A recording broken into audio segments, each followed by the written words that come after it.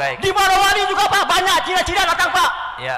Saya menambahkan itu pasti senjata dari Cina. Ini ancaman. Baik. Ingat Pak. Negara akan hancur dari Cina Pak. Ya. Saya pertama kali betul Bapak kali itu. Baik, baik. Tolong perhatikan. Anak negeri cucu-cucu kita hancur. Dalam kapasitas sebagai ketua Regu Ansor, saya memimpin pasukan Ansor bekerja sama dengan Batalion 328 Kujang 2 dari Bandung. Jadi fakta ada senjata cung untuk angkatan kelima itu bukanlah isapan jempol. Saya berani angkat sumpah. Sampai detik ini saya masih bisa tunjukkan di mana galian-galian senjata yang disimpan itu. Tetapi di kemudian kemarin ketika Jenderal Gatot Nurmantio mau lengser, beliau mencegah masuknya sekian ribu pucuk senjata dari satu negara tertentu yang diimpor oleh institusi tertentu yang bukan haknya. Tapi kenapa berita itu lenyap begitu saja? Dan jangan pernah takut Pak, menyuarakan kebenaran itu tidak pernah takut. Saya pecatan kapten Pak, agar komunis itu tidak berkembang biak di negara ini. Sekarang mereka sudah merasa yang paling benar. Saya merasakan kebangkitan komunis. Komunis itu tidak boleh berkembang di negara ini. Ya. Kami sebagai mantan prajurit siap mengawal itu semuanya.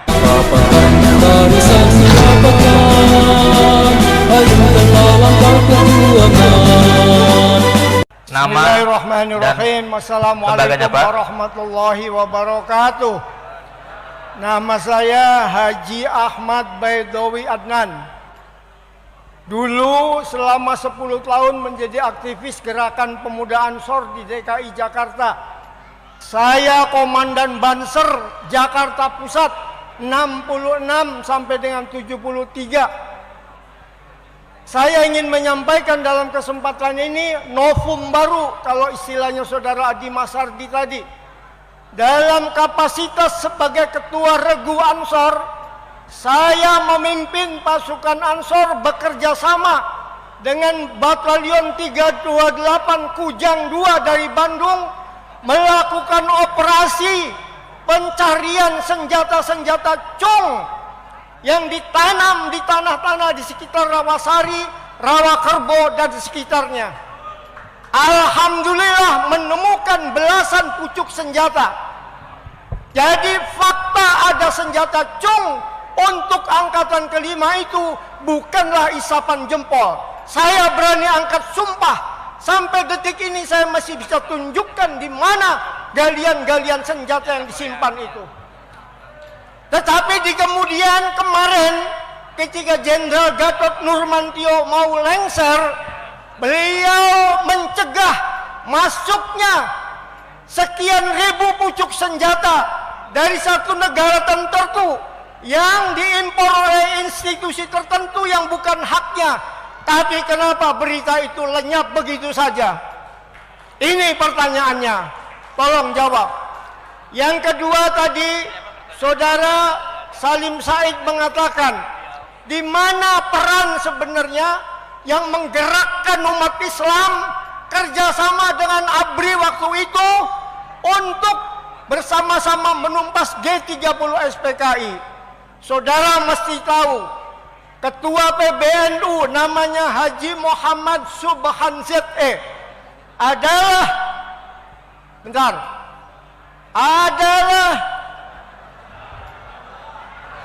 Ketua Kesatuan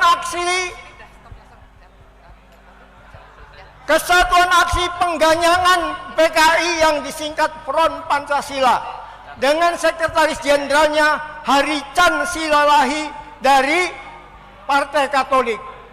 Tanggal 4 Oktober sudah dimobilisasi umat Islam berdemo pertama kali di lapangan Masjid Sunda Kelapa. Masjid Sunda Kelapa itu belum jadi masjid, masih lapangan. Tanggal 7 Oktober diadakan demo yang lebih besar di Taman Suropati dan resmi menuntut dibubarkannya PKI karena dia dalang daripada peristiwa G30 SPKI. Saudara-saudara, saya satu-satunya mungkin anggota KAP G30 SPKI Front Pancasila yang masih pegang kartunya. Ya, tepuk tangan. Ya. Umur saya kasih. 77 tahun sekarang. Ya. Jadi saya memberikan kesaksian yang utuh bahwa dari demo-demo itu cucunya Gus Solah ini, Mbah Bisri dan Mbah Wahid, Mbah Wahab itu membimbing kami anak-anak muda Ansor tiap hari mengadakan yasinan, tiap hari mengadakan tahlilan untuk kemenangan umat Islam. Dan kami dibekali doa-doa oleh beliau-beliau mbah-mbah itu dengan salah satu wiridannya, Maulaya sholli wa sallim daiman abada ala habibika khairil khalqihi multakimi.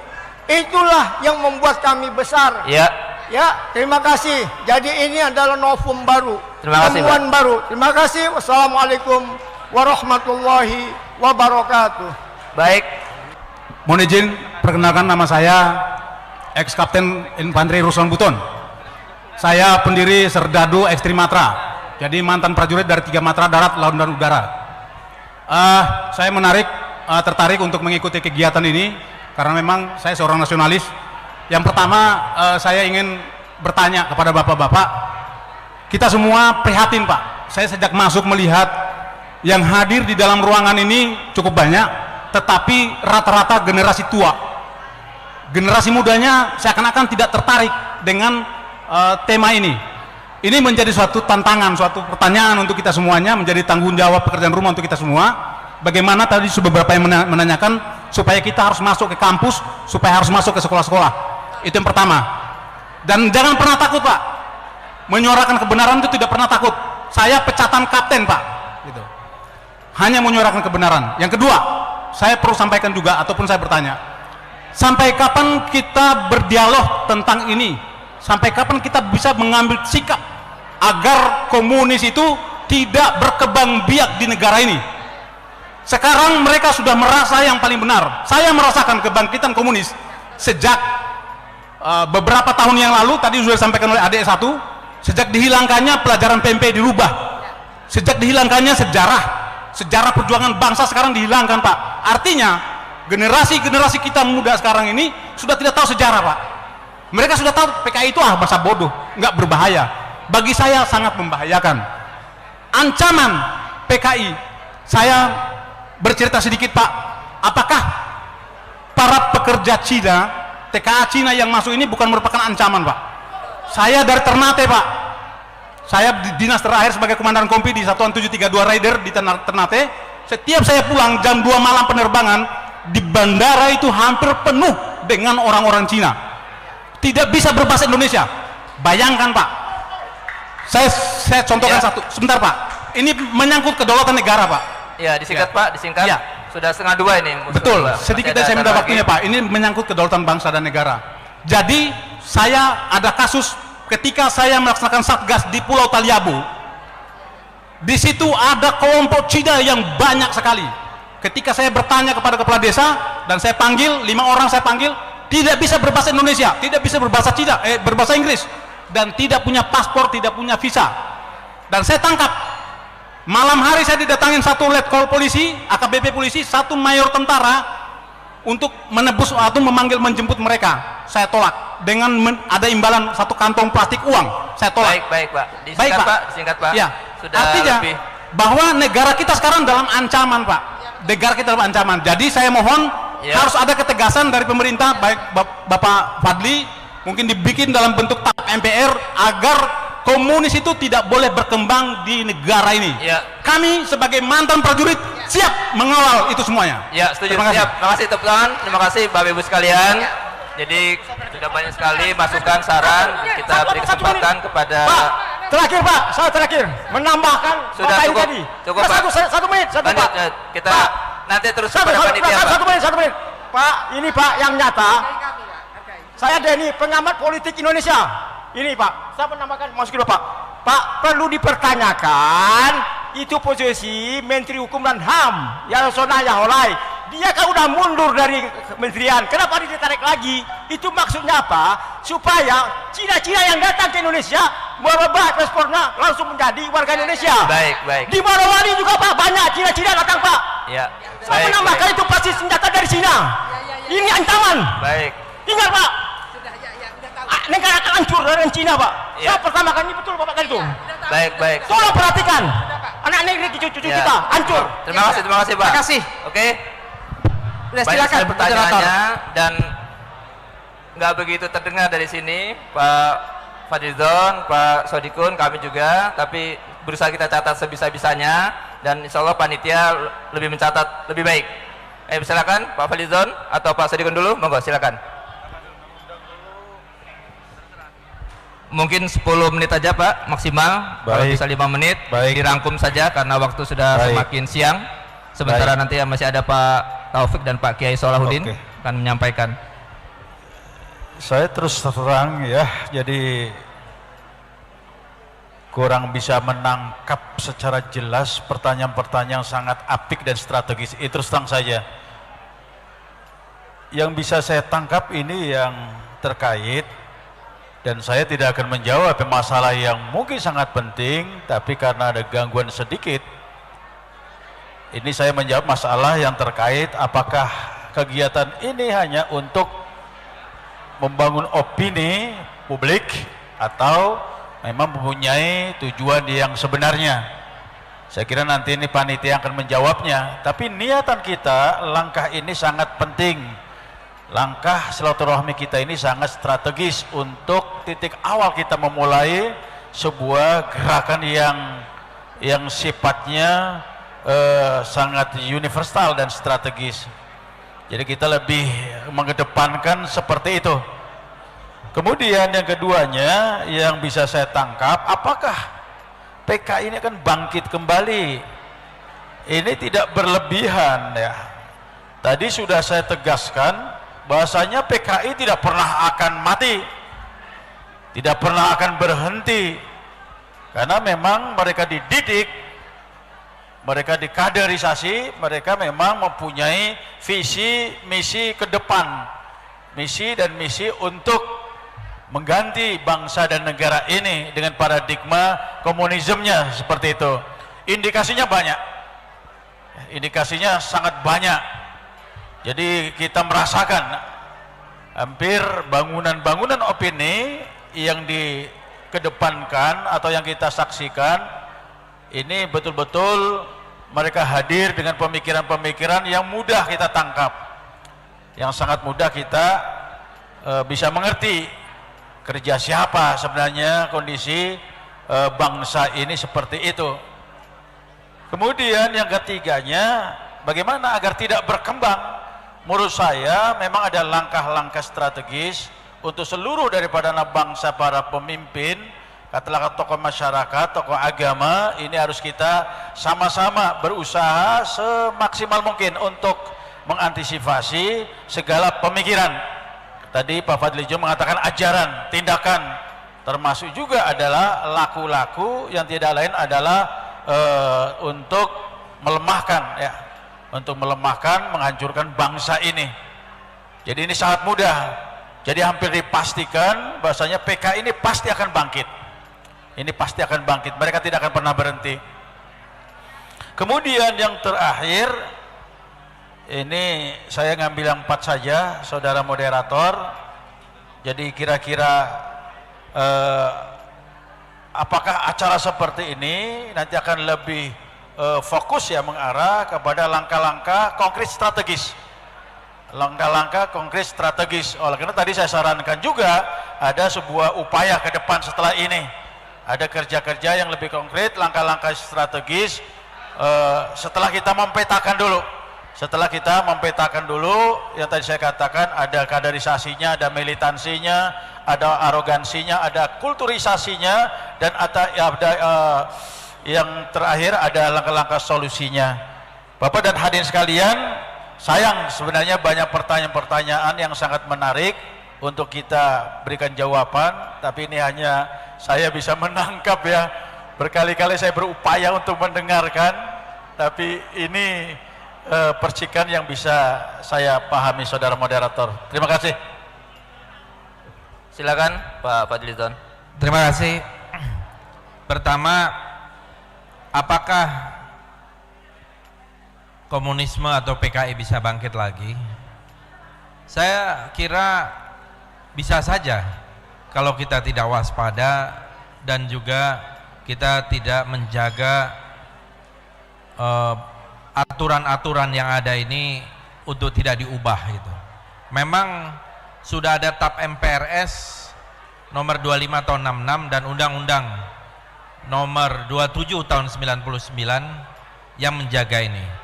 Tetapi kalau suatu hari karena perubahan politik kita tidak tahu kapan dan ada upaya untuk mencabut TAP MPRS nomor 25 dan juga undang-undang itu, saya kira ini adalah awal dari sebuah upaya untuk melakukan rekonstruksi atau revitalisasi, mungkin dengan bentuk-bentuk yang baru. Jadi mungkin saja menurut saya, dan ini yang menurut saya akan tentu sangat membahayakan, karena pada saat itu pasti akan terjadi konflik horizontal yang akan besar gitu. Ideologi komunisme jelas adalah ideologi yang gagal dan sudah dibuktikan di mana-mana gagal. Hampir semua negara-negara komunis, kecuali tadi yang mereka bermetamorfosa dan mengubah jalan seperti di Cina maupun di Vietnam, tapi negara-negara komunis yang lain itu hancur total gitu ya. Kita tahu dulu pada waktu tahun 65-66 itu mereka yang menjadi tokoh-tokoh, saya belum lahir waktu itu, tapi saya membaca mereka yang menjadi antek-antek komunis itu disebutnya Durno Peking ya. Betul ya Pak Solahuddin?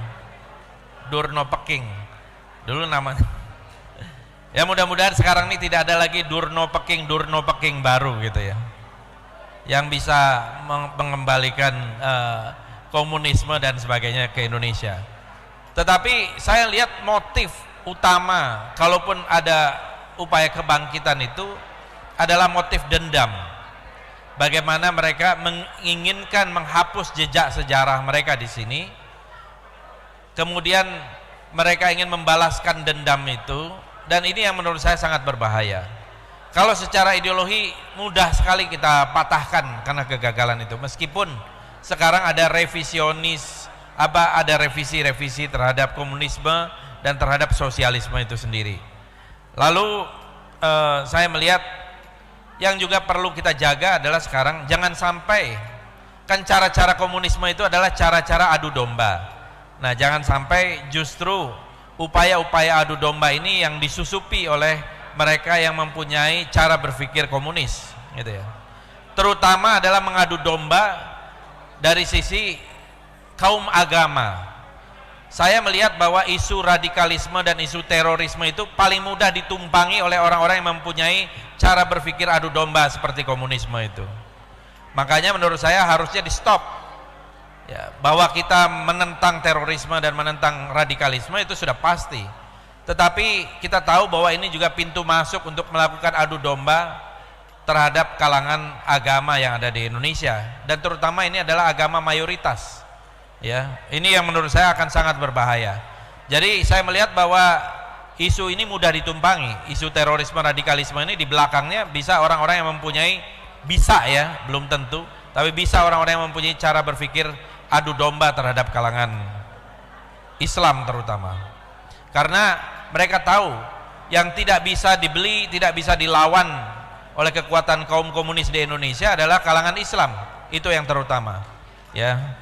Dan ini yang menurut saya sudah dibuktikan, upaya kudeta tahun 48, upaya kudeta tahun 45 ya, banyak sekali organisasi-organisasi Islam, pesantren-pesantren, dan juga tahun 65 justru juga didukung oleh kalangan agama yang lain, dari kalangan Katolik, dari kalangan Kristen dan sebagainya, ikut menentang komunisme ketika itu, karena ini melihat agama itu menjadi candu bagi masyarakat. Jadi menurut saya intinya adalah kewaspadaan dan mungkin training dulu sekali. Saya termasuk dengan Pak Taufik Ismail, dengan waktu itu masih ada Pak Himawan Sutanto, masih ada Pak Murdiono, masih ada tokoh-tokoh yang lalu, kita berkali-kali menyelenggarakan training anti komunis, dan training anti komunis itu diselenggarakan kepada tokoh-tokoh mahasiswa, tokoh-tokoh pelajar, guru-guru sejarah dan lain-lain cukup banyak dulu atas saran-saran dari Pak Taufik Ismail ketika itu. Tetapi sekarang kelihatannya belum ada lagi training-training serupa. Mungkin Gerakan Bela Negara bisa mengambil alih training-training seperti ini ya, yang saya kira akan sangat bermanfaat dari sisi tinjauan sejarah, dari sisi ideologi, dari sisi gerakan dan lain-lain dalam rangka untuk kewaspadaan nasional kita. Terima kasih. Wassalamualaikum warahmatullahi wabarakatuh. Waalaikumsalam. Mari kita beri aplaus lagi kepada dua narasumber. Demikian Bapak Ibu sekalian, sesi kedua telah berlangsung. Mohon maaf apabila ada salah kurangnya dalam memandu di sesi kedua ini, dan kita akhiri bersama-sama dengan membaca hamdalah. Alhamdulillahirabbil alamin. Wallahul muwaffiq ila aqwamit thoriq. Wassalamualaikum warahmatullahi wabarakatuh. Terima kasih moderator. Ya, tepuk tangan untuk moderator dan juga panelis Kiai Haji Sodikun dan Dr. Fadlison. Masya Allah, bukan main ini. Ya, Dik Fadli, nanti GPN mau mengadakan ini training anti komunis. Baik, Bapak Ibu hadirin, tolong nanti masih ada 1-2 lagi dana bagi negeri. Bapak Kiai Haji Dr. Insinyur Solahuddin Wahid. Oh, disilakan. Ya, maaf, Pak Taufik Ismail, Dr. Haji Taufik Ismail, dipersilahkan untuk memberikan pidato kebudayaan dan nanti ditutup oleh Kiai Haji Dr. Insinyur Solahuddin Wahid dalam closing statement, dan dipersilakan. Ya, tepuk tangan meriah untuk Dr. Haji Taufik Ismail. Assalamualaikum warahmatullahi wabarakatuh.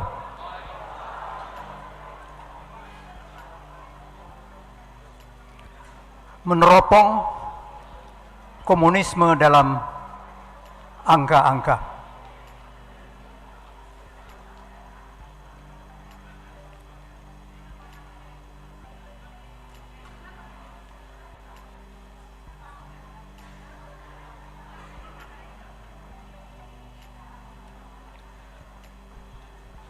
Komunisme membantai 120 juta manusia di 75 negara antara tahun 17 sampai tahun 91, rata-rata 1,6 juta setahun,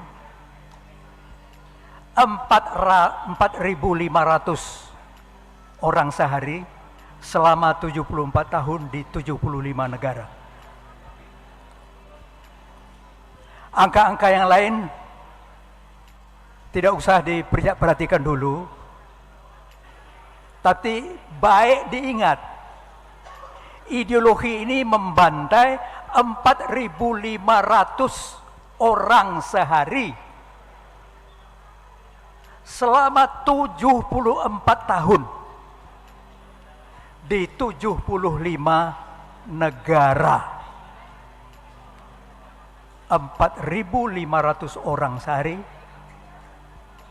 lamanya 74 tahun di 75 negara. Lanjut.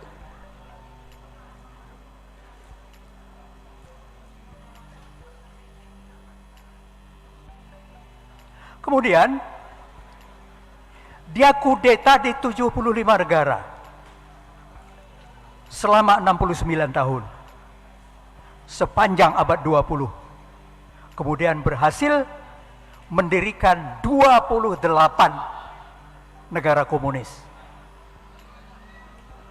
28 negara komunis. Lanjut.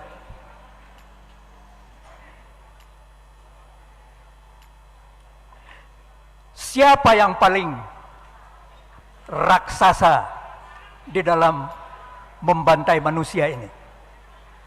Uni Soviet, 61 juta orang. Penduduk Pulau Jawa habis 61 juta orang. Dan Stalin sebagai pribadi pimpinan bertanggung jawab terhadap 43 juta orang. Dan 43 juta orang itu bukan ditembaki, dibunuh begitu, tidak. Mereka bekerja di kamp paksa, perlu keluar setiap hari, tidak diberi makan yang cukup, kemudian mati. Dan yang mati itu berapa? 39 juta orang. Lanjut.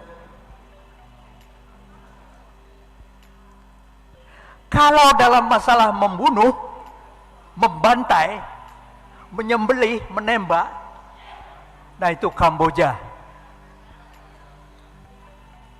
Namanya Khmer Rouge. Pimpinannya Pol Pot.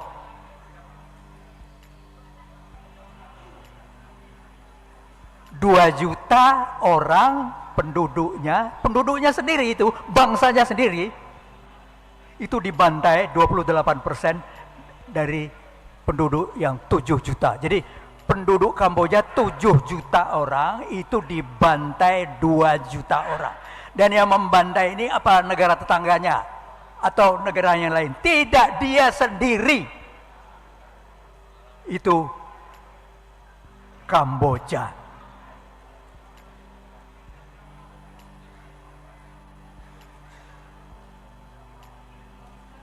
Pembantai yang ketiga, yang raksasa, RRC. 1 juta. 1 juta rakyatnya dibunuh sendiri. 1 juta.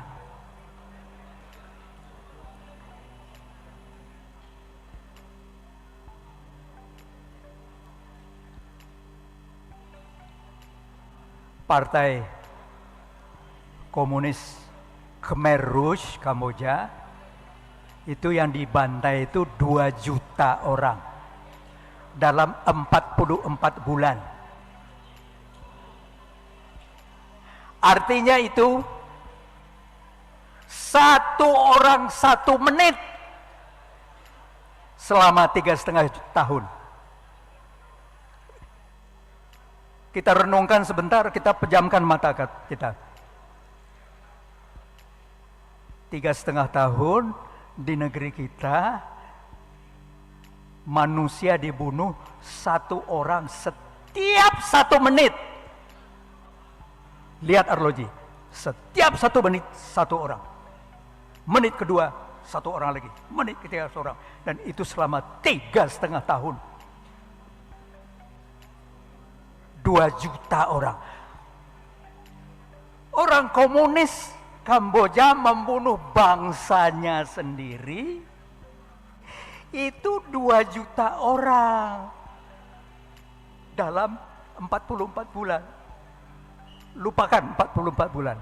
Ingat, 1 orang 1 menit, 1 orang 1 menit, 1 orang 1 menit.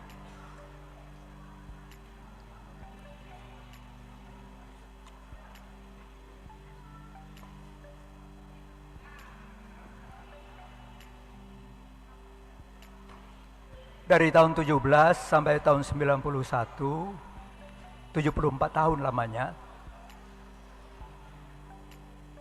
Partai Komunis itu membunuh 120 juta manusia.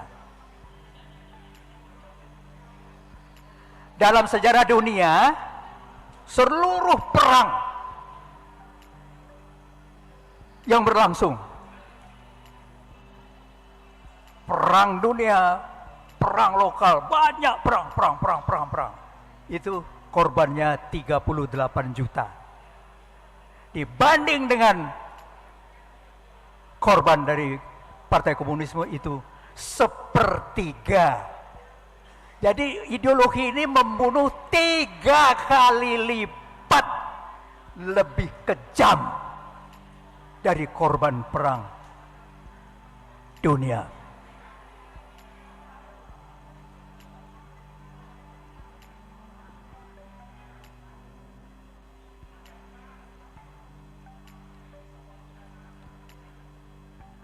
Seluruh perang di dunia dari Nabi Adam sampai sekarang, saat itu korban perang dunia 1, kedua, Korea, Vietnam, Irak, Afghanistan, Palestina, Lebanon digabung jadi satu, itu cuma sepertiga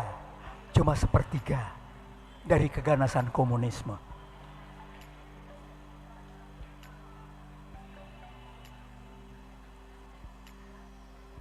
Bagaimana nasib dari rakyat di negara komunis yang 28 itu? Tentu saja mereka tidak tahan kan? Mereka lari. Berapa yang lari mengungsi itu? 35 juta orang. Bisa Anda bayangkan? Dari hampir 30 negara, itu orang mengungsi 35 juta orang. 35 juta orang.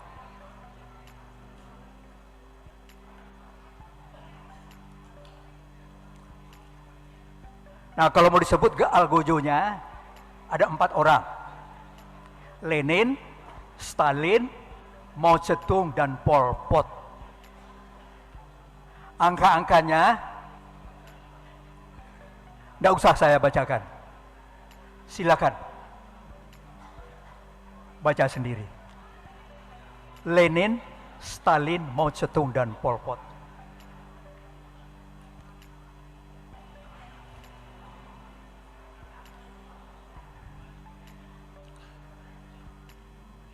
Adolf Hitler adalah pembunuh yang besar. Nah, dalam satu referensi saya menemukan, ternyata Joseph Stalin itu dikagumi habis-habisan oleh Hitler. Hitler membantai 25 juta orang, Stalin membantai 43 juta orang.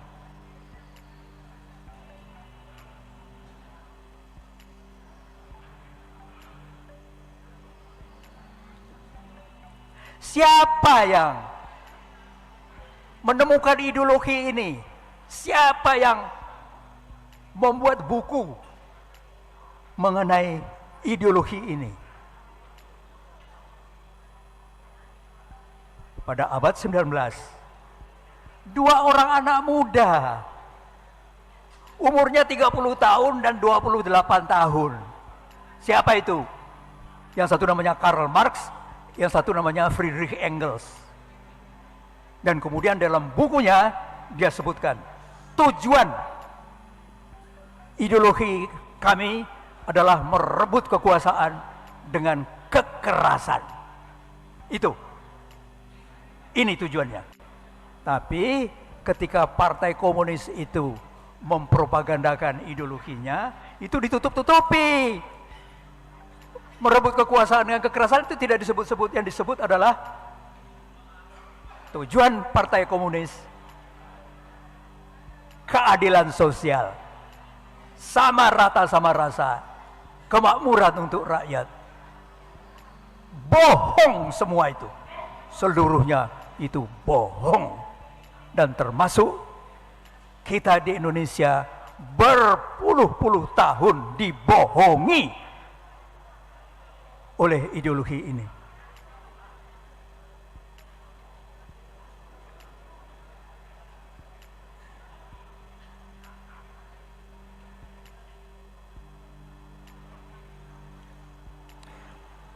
Pada tahun 91,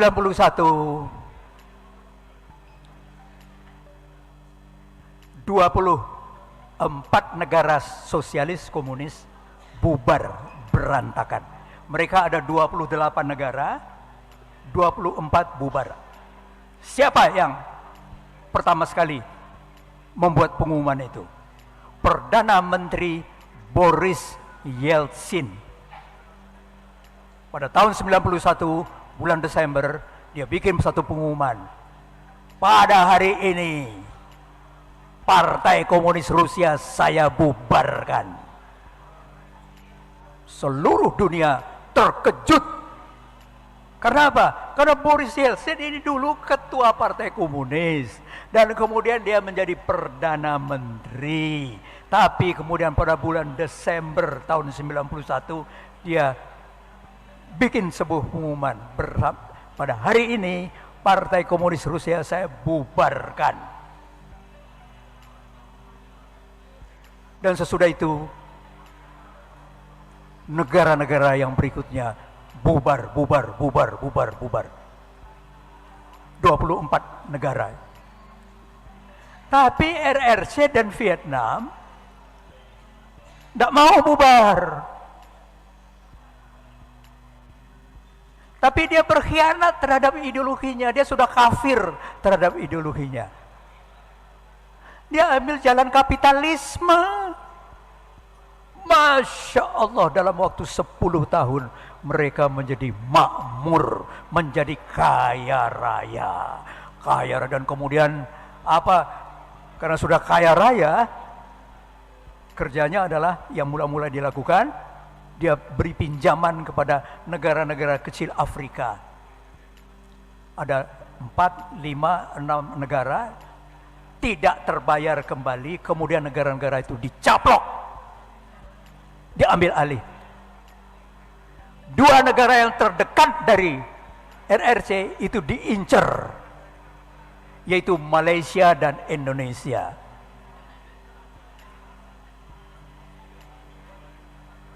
Tentu saja yang paling jadi utama itu Indonesia. Dan dia tidak pakai taktik yang dia lakukan di Afrika, tapi mereka langsung masuk. Kemudian ada wali kota yang diincar. Ini dia bisa jadi kaki tangan kita. Diincar, kemudian pindah ke ibu kota, kemudian naik ke atas, dan kemudian Masya Allah, Masya Allah, Masya Allah, kita semua mengalami hal ini. Dan kemudian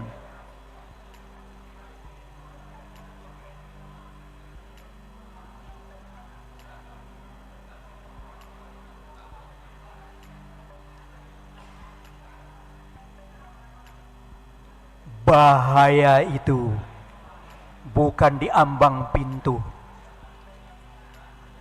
Bahaya itu sudah ada di pinggir rumah kita, sudah ada di tengah masyarakat kita.